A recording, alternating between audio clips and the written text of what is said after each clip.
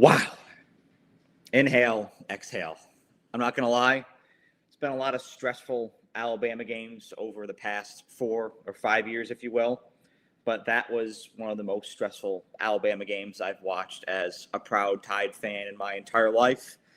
You can probably hear the coarseness in my voice. Of course, I did a lot of yelling. I got very amped up, very angry, very animated. You can probably still see coming out of me during a lot of points in that game. It's an understatement to say that it got me worked up. South Carolina, the field storm is canceled as the Tide, they reigned in that parade, found a way to pull this thing off, 29-24.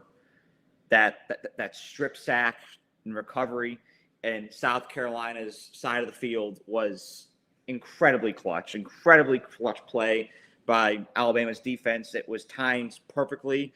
I'm so incredibly grateful for that. Like I've said, that defensive line is a completely different since Tim Keenan has come back and gotten healthy. And so shout out to my boy Tim Keenan. That defensive line looks a lot more cohesive. But this game was very stressful. And I'll be honest, I don't think that it needed to be as stressful as it was. It's a relief to come out of this game victorious. That's all I'm going to say. It's a relief to still be sitting 7-1 at this time. And if LSU takes care of business against A&M tonight, Alabama could be number 3 in the country. Probably won't overtake Indiana because of how they played, but that's another conversation for another day. It's a relief to just come out of this thing because that had Alabama loss written all over it. Alabama has to do a better job at making it easier on themselves, if that makes sense. I'm going to shout my grandfather, Ron Turcotte here. We call him Ronnie Hardway in our family because he always finds a way to do things the hardest way possible. If he's parking his car, he's parking his Ford Explorer, instead of just simply pulling into a parking spot, it's like a normal person, he has to ergonomically back it in the spot and make it as complicated as possible. If he's making a recipe, he won't go step by step. He'll find his own way to do it and make it harder on himself. That's the Rambo way. We love him, but that's the reality. And that's the way that it's been with Alabama this year, where the Bama hard way. They make these games a lot harder on themselves than they have to be. A couple examples here. If you get a first down, you get a 15, 20-yard play, you can't have a hands to the face penalty, or you can't have a holding call take you back behind the sticks.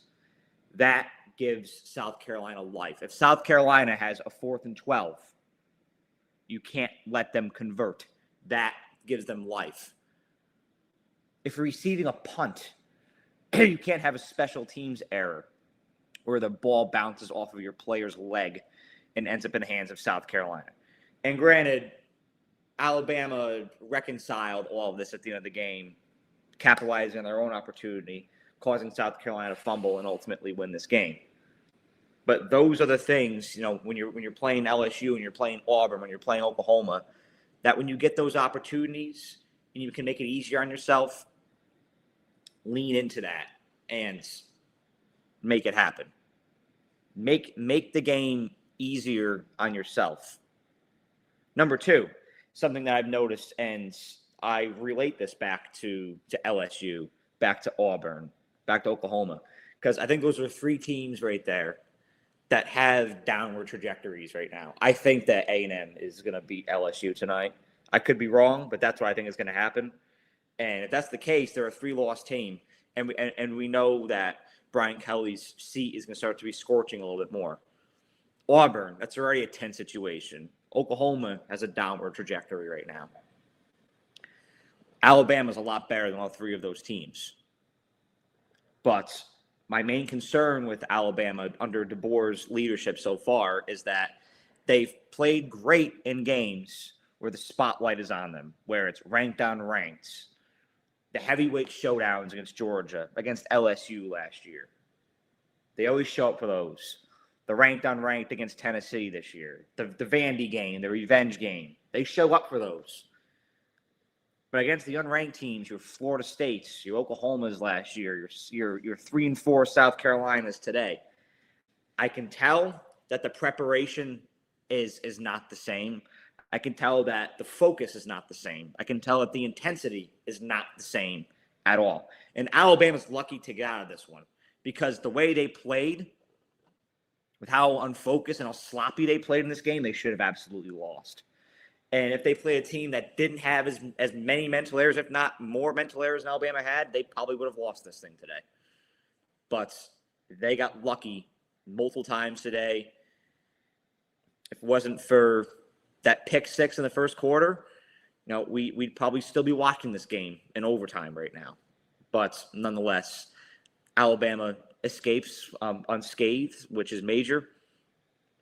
Another big thing here, the run game has got to get established. I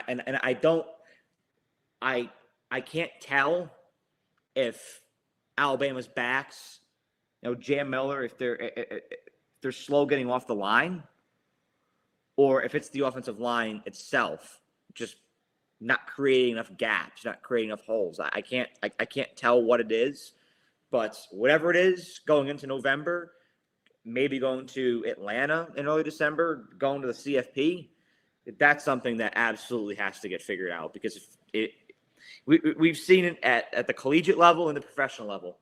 If you have a weakness that bad, like where you can't even get a yard, you can't get past the line of scrimmage running the ball, I mean, that's going to bite you in the ass in the CFP or even against Auburn or even against LSU. So that's something that absolutely has to get fixed. Play calling today, one thing that kind of puzzled me was that I feel like Alabama got very desperate at some point in the third quarter. I feel like they kept trying to hit the deep ball. They wanted that deep ball so bad today, and Ty just didn't have it. He overthrew 2 today, and it's going to happen. I mean, you're trying to hit a 53-yard pass. It's going to happen. Sometimes you're not going to have it. But when you can tell he doesn't have it, stop going for it. Keep going underneath. Keep going with those quick tempo passes. Dissect the defense, like you were the first half against Missouri, like you were against Tennessee, like you were against Georgia. Lean into what's working. And Alabama wanted the run game to work so bad in the second half, and quite frankly, I can't blame them because I'm placing emphasis on it right now. But if it's not there, sometimes you have to take what the defense gives you to get some rhythm going and then try to get that run game established. Because by getting desperate with your play calling, you let South Carolina get back into this game. But Alabama is so much of a better team that they were able to find a way back in that masterful drive. I thought Alabama did a great job at getting back to fundamentals late in the fourth quarter. It was like a switch flipped almost. And they just dialed in and started doing what they do best. Screens, quick passes, open up the lanes. And it worked. It worked. And here we are, opportunistic defense as well, generating that fumble. Well, that was massive. Alabama got back to who they were. But I don't want to see it take until there's 4 minutes left in the fourth quarter to do that. A win is a win, and it feels fantastic. You live to see another game without an SEC loss. But if you're Alabama, you can find a way to make this a lot less stressful than it is right now because today was stressful. Took a lot of time off the ticker. And I think that if you polish up on some of those things that I was talking about, taking advantage of opportunity when it's there, not shooting yourself in the foot with untimely penalties and letting the opponent convert when they have more than 5 yards to go to convert a third down or when they're behind the sticks. Those basic things that should be gimmies, you can't let them convert. You can't let them get that. You've got to make this game easier on yourself if you're Alabama. And you cannot overlook these unranked opponents because that was one thing that these Nick Saban teams are great at, were games like this, like still finding a way to muster up motivation and momentum for these games. I've seen DeBoer's staff struggle with this. And hey there, D-Dog. Drover says, roll tide, y'all, all right? Hey, buddy. Hey there, buddy. Hey, buddy. I'm almost done. I promise. I promise you. I promise. I'm almost done. A&M is about to kick off. I'm almost done. He may stay here for the final minute, but nonetheless, can't overlook these teams like South Carolina, because while they're 3-4, while this year hasn't exactly gone the way they'd like it to, they still have the capability to beat you, especially when you're going into the cockpit in October. You can't overlook this game like Alabama did today. And I got to say, I feel bad for Lenore Sellers and for Shane Beamer and that staff, because they had all the momentum on their side. And Lenore Sellers truly played his ass off. That guy is a special athlete, so much ability. So I tip my cap to him. Great game out of him. But this was a game. This was a win for Alabama. I'll take it. Roll Tide. A&M and LSU is about to start right now. So we're going to watch that. But let me know what y'all think about this game in the comment section below. Thank you all for watching. Have a great day.